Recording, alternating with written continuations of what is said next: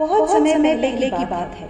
सरयू नदी के किनारे अयोध्या नाम का एक सुंदर राज्य था। अयोध्या के राजा थे राजा दशरथ। उनकी 3 रानियां और 4 पुत्र थे, राम, लक्ष्मण, भरत और शत्रुघ्न। जब राजा दशरथ ने राम को राजा बनाने की घोषणा की, तब सभी लोग बहुत खुश हुए, लेकिन रानी कैकेयी खुश नहीं थी। महाराज, क्या आपको याद है आपने मुझे 2 वचन दिए थे? आज उन वचनों को पूरा करने का समय आ गया है।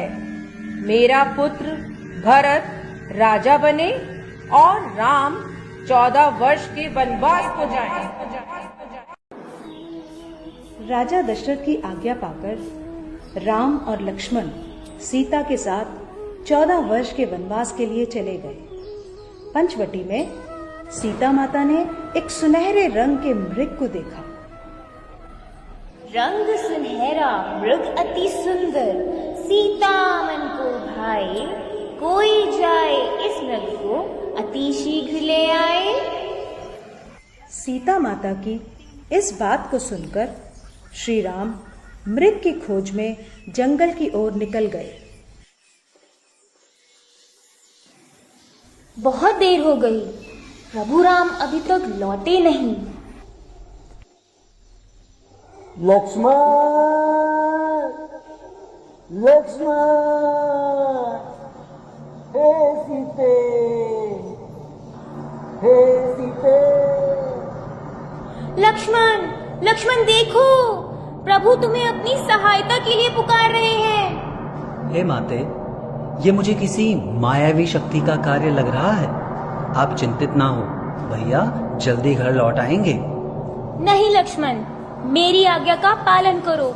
जाओ, प्रभु को तुम्हारी सहायता की आवश्यकता है। ठीक है माते, किंतु आप इस लक्ष्मण रेखा को पार नहीं करना।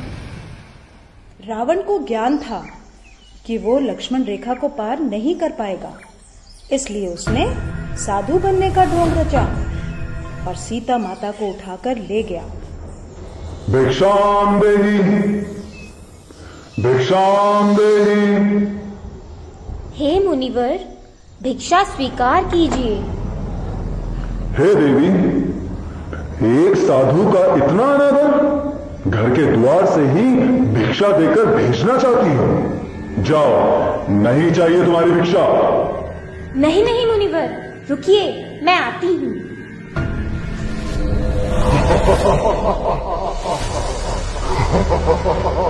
बचाओ, बचाओ, बचाओ, भैया लक्ष्मण, प्रभु राम।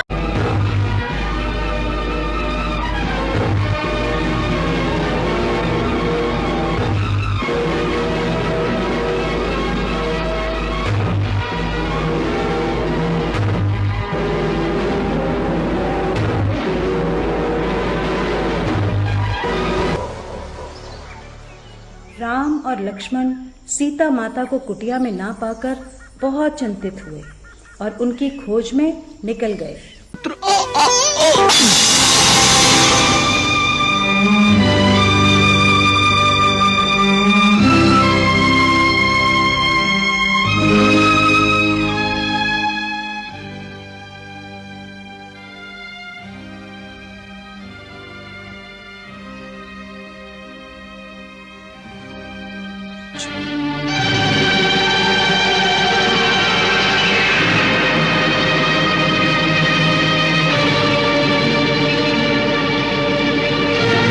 ये देखिए,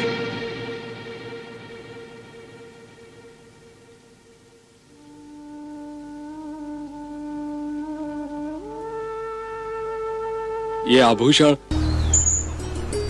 ये प्रिय गिलहरियां देखने में भले ही छोटी हैं, परंतु इनका प्रयास बड़ा है, अतुलनीय है इनका श्रम। मैं सदैव इनका कृतज्ञ रहूंगा।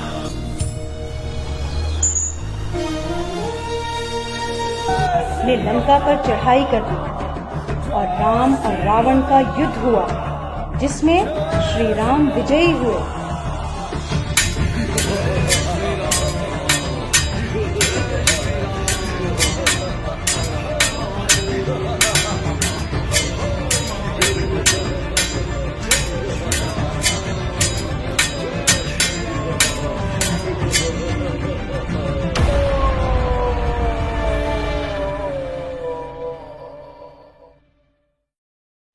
इसलिए इस दिन को विजयदशमी कहा जाता है। यह त्योहार बुराई पर अच्छाई की जीत का प्रतीक माना जाता है।